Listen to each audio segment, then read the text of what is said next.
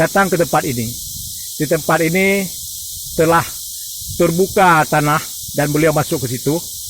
Nah, jadi setelah dibunuh, setelah dipenggal kepalanya, beliau masih hidup, masih bisa berjalan kemari. Itu berdasarkan kisah. Dan kuburannya juga panjang, ada 8 meter. Tidak sembarang orang bisa sampai kemari. Kalau Anda seorang yang maksiat, insya Allah tidak sampai kemari. Banyak halangan untuk datang kemari. Kalau Anda pelaku maksiat, susah datang kemari. Banyak orang-orang yang bersih hati, orang-orang yang suci, dan orang-orang yang telah bertaubat boleh sampai ke tempat ini. Makam Syekh Hamzah Fansuri. Ini jalan masuknya. Ini suasana sekeliling makam. Dapat batu-batu besar di sini.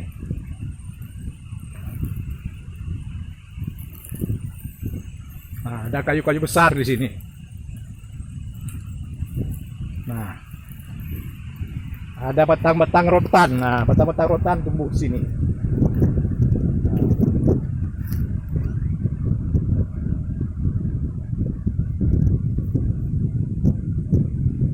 Batang-batang rotan.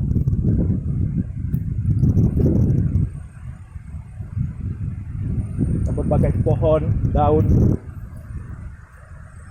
Ini sepertinya ada tumbuh pohon bidara lagi di sini. Yang daunnya bisa menjadi obat pemusnah sihir. Nah, ini dia pohon bidaranya. Nah, ada pohon apa nih? Pohon ara. Ada tumbuh pohon ara. Pohon pinnya Aceh ini. Seperti buah tin dia. Istilah Abu Hamzah Fansuri. Nah, jadi dia di tengah hutan dan sekitar 30 meter dari sini ke bawah jurang sana itu laut, Samudra Hindia. Nah, ini adalah ujung Pulau Sumatera nih. Ini berada di ujung Pulau Sumatera. Pulau ini di ujung Banda Aceh. Jadi di ujungnya, di ujung Pulau Sumatera, makamnya Syekh Hamzah Fansuri. Di sini tempatnya. Di dalam makam ada sebuah pohon, batang pohon kuda-kuda sepertinya. Besar pohonnya.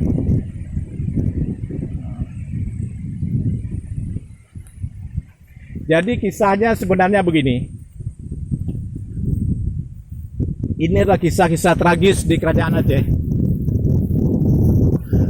Sebelum Sultan Iskandar Muda memerangi Portugis di Malaka, Sultan Iskandar Muda pergi mencari bala bantuan tentara ke wilayah kekuasaan Aceh, ke Merdu, ke wilayah Melayu, Riau, macam-macam, untuk mengajak memerangi kafir Portugis di tanah Malaka.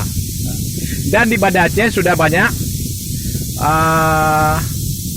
orang-orang Turki yang didatangkan untuk membuat persenjataan, membuat sungai seperti Krung Daru itu. Nah, dan orang-orang Turki ini dikawinkan oleh Sultan Iskandar Muda dengan putri-putri bangsawan Aceh. Ya. Karena rasa cemburu daripada bangsawan-bangsawan Aceh, putri-putri Aceh dari dikawinkan dengan orang-orang Turki, mereka bunuh orang-orang Turki, ahli-ahli arsitektur Turki, ahli-ahli sejarah Turki, mereka bunuh. Mereka culik, mereka bunuh. Nah, itulah proses pembunuhan pertama. Ya. Sebelumnya juga sudah ada pembunuhan terhadap Merah Pupuk. Jadi Merah Pupuk ini dijebak oleh orang di sana dengan seorang wanita dari Longa. Dijebak berbuat maksiat. Akhirnya suaminya yang seorang panglima pulang dari perang membunuh istrinya karena sudah ada laporan istrinya berbuat maksiat. Lalu dia datang menghadap Sultan Iskandar Muda, Panglima Aceh ini. Dia melaporkan tentang perbuatan Merah Pupuk dengan istrinya yang telah dia bunuh. Lalu setelah itu dia menikam diri sendiri sampai mati. Melihat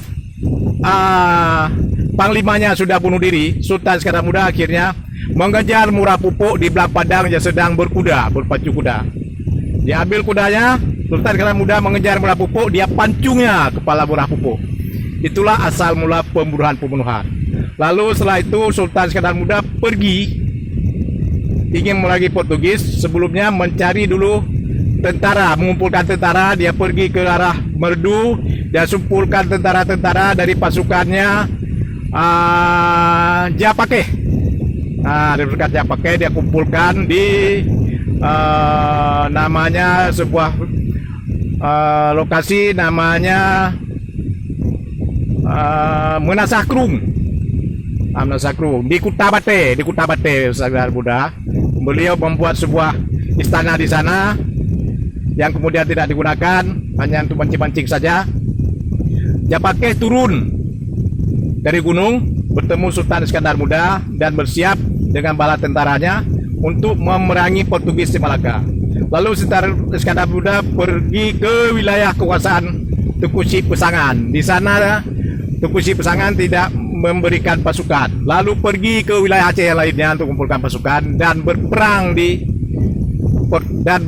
di Selat Malaka sehingga menguasai Malaka. Beberapa waktu hanya sebuah benteng Portugis yang belum kuasai Aceh. Aceh memenangkan perang pada awalnya, namun bala bantuan Portugis yang datang dari pangkalan mereka di India melakukan penyerangan balik. Disitulah pasukan Aceh kalah. Setelah itu Sultan Iskandar Muda pulang ke Aceh sakit-sakit, dan Sultan Iskandar Muda juga dibunuh. Tidak jelas di mana dimakamkan, tidak jelas siapa pembunuhnya dan bagaimana dibunuh, tidak jelas. Kemudian terjadilah pergantian kekuasaan kepada Sultan Iskandar Thani. Lalu Sultan Iskandar Thani ditangkap sama istrinya Sultanah Safiatuddin Shah. Kemungkinan pada masa Sultan Iskandar Thani atau pada Sultanah Safiatuddin Shah, masa itulah Syekh Hamzah Fansuri dibunuh dengan fitnah bahwa Syekh Hamzah Fansuri melakukan pengajian dalam bentuk wujudiyah sufi yang menyatukan seorang manusia hamba dengan Allah. Padahal tidak seperti itu. Ini adalah pemahaman sufi yang tidak bisa dipahami secara harfiah, secara langsung, secara literal. Jadi ini bukan seperti pengajian fikih. Ini seorang syekh yang mengajarkan, seorang syekh, dan mengajarkannya pun kepada santri-santrinya dan bukan kepada orang umum. Fitnah-fitnah itulah yang kemudian untuk membunuh Hamzah Fansuri. Padahal pada masa itu ada sebuah kejadian bahwa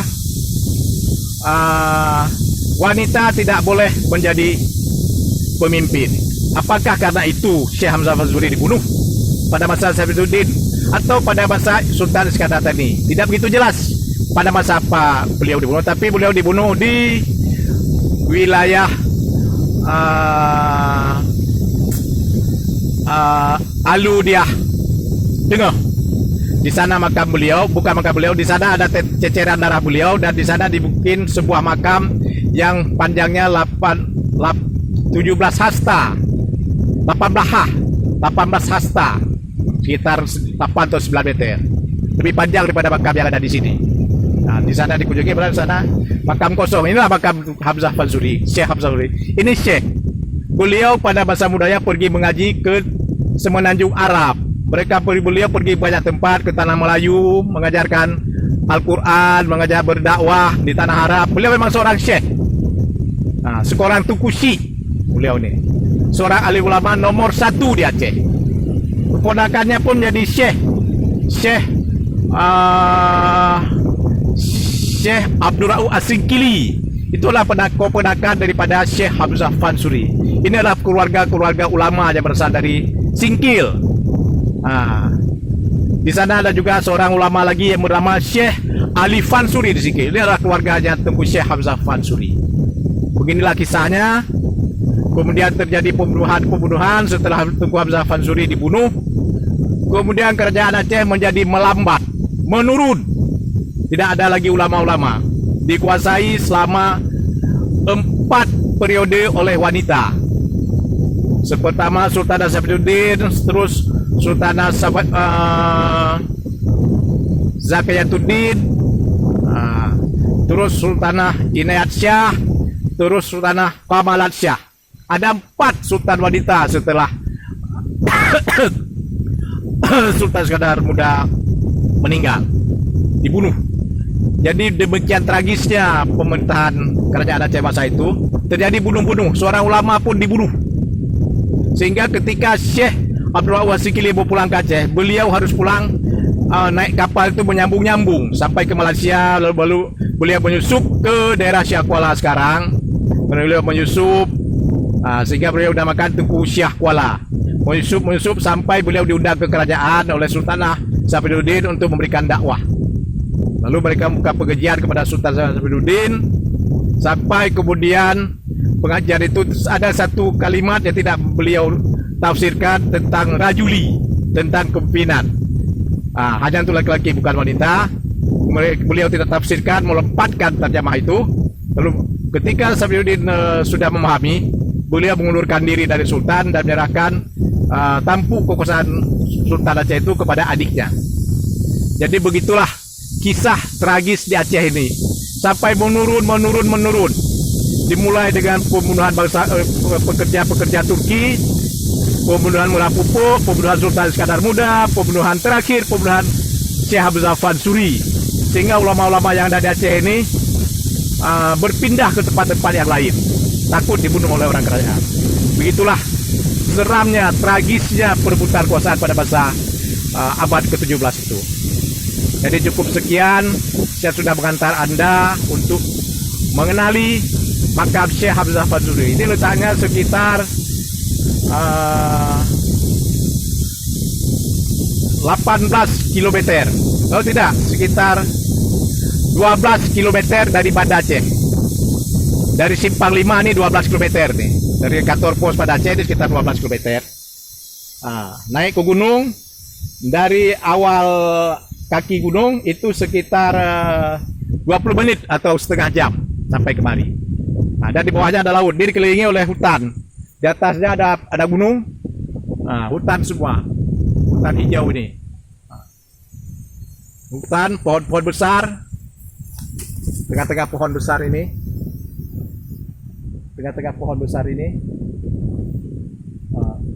dan ada jalan setapak, Jadi di tengah hutan ini, tengah rimba. Makam ini tengah hutan di tengah rimba. Cukup sekian untuk memahami kisah hidup seorang ulama Aceh yang bernama Syekh Hamzah Fansuri. Semoga Anda mendapat pencerahan tentang sejarah Islam di Aceh, tentang sejarah kerajaan di Aceh. Assalamualaikum warahmatullahi wabarakatuh.